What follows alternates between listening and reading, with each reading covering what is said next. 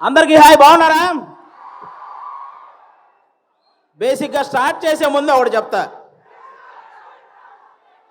హనుమంతుడు ఉన్న చోట జై హనుమాన్ అన్న తర్వాత మన పని మొదలెడతాం, అవునా? శ్రీరాముడు ఉన్న చోట జై శ్రీరామ్ అన్న తర్వాత మన పని మొదలెడతాం, అవునా? అలాగే బాలయ్య బాబు గారు ఉన్న చోట జై బాలయ్య అన్న తర్వాతే మన స్పీచ్ మొదలెడతాం. ఒక్కసారి జై బాలయ్య అనండి. ఇప్పుడు బాలకృష్ణ గారి గురించి మాట్లాడుకునే ముందు మనం ఒకరి గురించి ఈరోజు మాట్లాడుకోవాలి. ప్రపంచంలో మనం ఏ మూలన ఉన్నా నేను తెలుగువాణ్ణి అని గర్వంగా ధైర్యంగా చెప్పుకుంటున్నాము అంటే ఆ గర్వం పేరు, ఆ ధైర్యం పేరు నందమూరి తారక రామారావు గారు. శ్రీరాముడు, శ్రీకృష్ణుడు ఈ దేవుళ్ళు ఎలా ఉంటారో మనకు తెలియదు, కానీ రామారావు గారు ఆ పాత్రలు వేసినప్పటి నుంచి శ్రీకృష్ణుడుగా ఆయన ఫోటోలే ఇంట్లో పెట్టాం, శ్రీరాముడుగా ఆయనకే చేతులెత్తి దండం పెట్టాం, అవునా కాదా? అలాగే మీరందరూ గమనించినట్టయితే మీ రామారావు గారి గురించి చెప్పాలంటే నాకు చిన్నప్పటి నుంచి ఆయన సినిమాలు ఎన్నో చూసి పెరిగా. మీరు బొబ్బిలి పులి అనే ఒక సినిమా చూసారా? మీరు లాస్ట్లో ఒక 15 నిమిషాల కోర్టు సీన్ ఉంటుంది, అది ఒక్కటి చూడండి చాలు. ఆయన గాంభీర్యం, ఆయన బాడీ లాంగ్వేజ్, ఆయన డైలాగు మాడ్యులేషన్, అలాంటి వ్యక్తిని పుట్టిన ప్రతి ఒక్కరూ స్మరించుకోవడం తప్ప మళ్ళీ అలాంటి నటులు, అలాంటి నాయకులు మళ్ళీ పుట్టరు.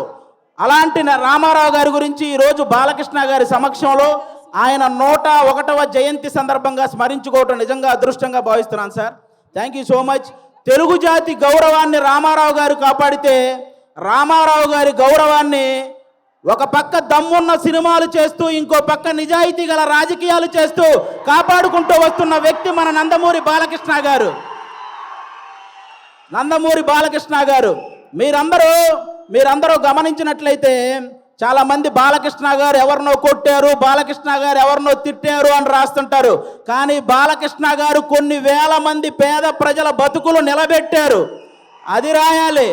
సినిమాలు, రాజకీయాలు చేయటం పెద్ద విషయం కాదు, కానీ బసవతారకం అనే ఒక క్యాన్సర్ హాస్పిటల్ ద్వారా ఎంతో మంది పేదవాళ్ళకి సహాయం చేయడం అనేది నిజంగా చాలా చాలా పెద్ద విషయం, చాలా గొప్ప విషయం.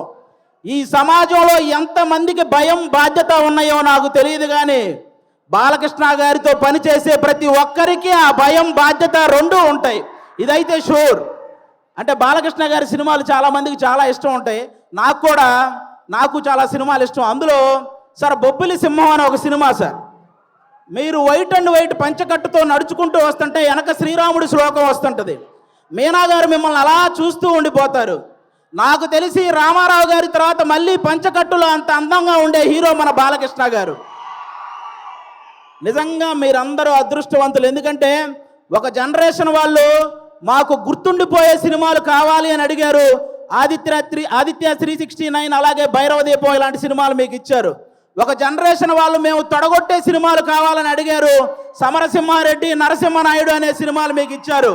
ఒక జనరేషన్ వాళ్ళు మేము కాలర్ ఎగరేసే సినిమాలు కావాలన్నారు, సింహ లాంటి సినిమా మీకు ఇచ్చారు. ఇంకొక జనరేషన్ వాళ్ళు మేము మేసం తిప్పే సినిమా కావాలన్నారు, లెజెండు, అఖండ, భగవంత్ కేసరి ఇలాంటి సినిమాలు మీ అందరికీ ఇచ్చారు. జనరేషన్లో మారిన బాలకృష్ణ గారి ఎనర్జీ ఏంట్రా బాబు అలా ఉందని అడుగుతుంటారు. జనరేషన్లో మారితే మనుషులు మారుతారు, టెక్నాలజీలు మారుతాయి. బాలయ్య బాబు గారి ఎనర్జీ ఎందుకు మారుతురా బ్లడీ ఫోల్ అని చెప్పండి.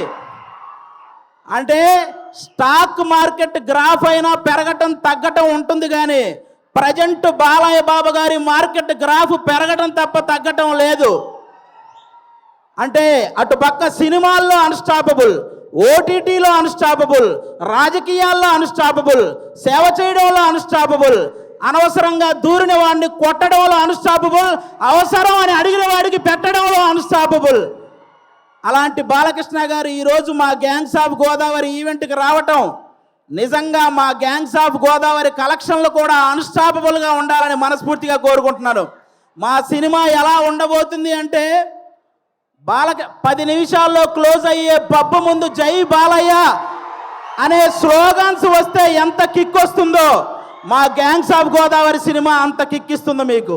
బాలకృష్ణ గారి చేతిలో ఉన్న మైక్ స్టైల్గా అలా ఎగరేసి పట్టుకున్నప్పుడు ఎంత కిక్ వస్తుందో మా గ్యాంగ్స్ ఆఫ్ గోదావరి సినిమా అంత కిక్ వస్తుంది. బాలకృష్ణ గారు ఇంట్రెస్టింగ్గా మాట్లాడుతున్నప్పుడు మధ్యలో ఫోన్ వస్తే ఆ ఫోన్ తీసి స్టైల్గా ఇసిరేసినప్పుడు ఎంత కిక్ వస్తుందో మా గ్యాంగ్స్ ఆఫ్ గోదావరి సినిమా అంత కిక్ వస్తుంది.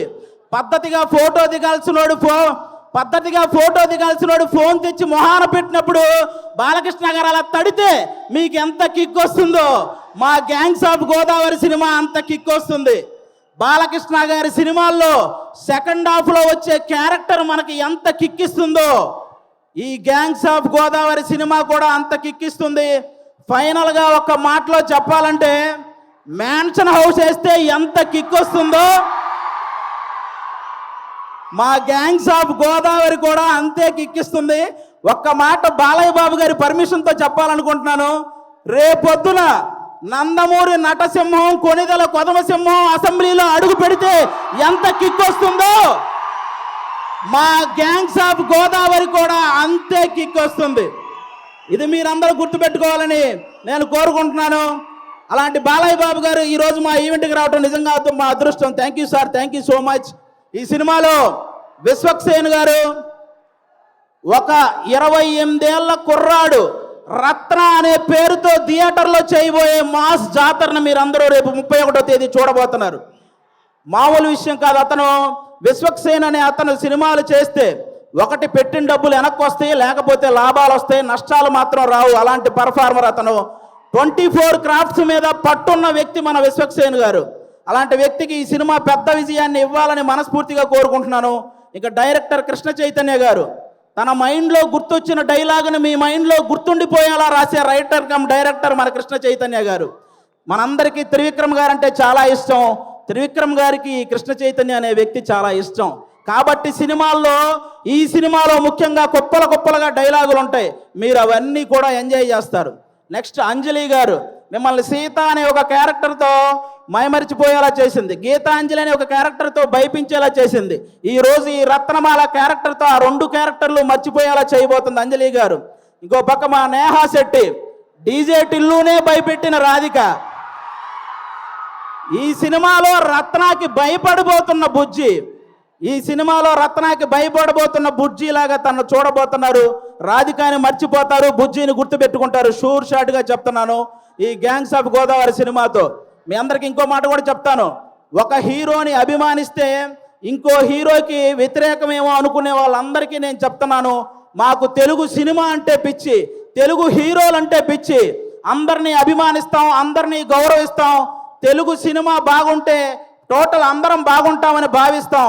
అలాంటి ఈరోజు మీరందరూ కూడా ఈ సినిమాకి వచ్చి మా సినిమాని ఆశీర్వదించడానికి వచ్చినందుకు థ్యాంక్ యూ సో మచ్. అలాగే ఈ మధ్య థియేటర్కి జనాలు రావటం కొంచెం తగ్గింది. అందరూ కూడా ఎందుకంటే ఎవరైతే ప్రేక్షకులకి అలాగే సోషల్ మీడియాలో ఉన్న రివ్యూవర్స్కి మీ అందరికీ కూడా తెలుగు సినిమాని కాపాడాల్సిన బాధ్యత మీ అందరి మీద ఉందని మనస్ఫూర్తిగా కోరుకుంటున్నాను. ప్రొడ్యూసర్స్ని దృష్టిలో పెట్టుకొని రివ్యూలు రాయాలని కోరుకుంటున్నాను. ఎందుకంటే ఒక సినిమా పోతే ఇంకో సినిమా చేయడానికి హీరో అనేవాడు మనోధైర్యం తెచ్చుకుంటే చాలు, కానీ ప్రొడ్యూసర్ అనేవాడు మనోధైర్యంతో పాటు మనీ కూడా తెచ్చుకోవాలి. కాబట్టి ఆయన గురించి ఆలోచించి ఈసారి రివ్యూలన్నీ రాయాలని, తెలుగు సినిమాని బ్రతికించాలని మనస్ఫూర్తిగా కోరుకుంటున్నాను. Once again thank you sir. Balakrishna గారు,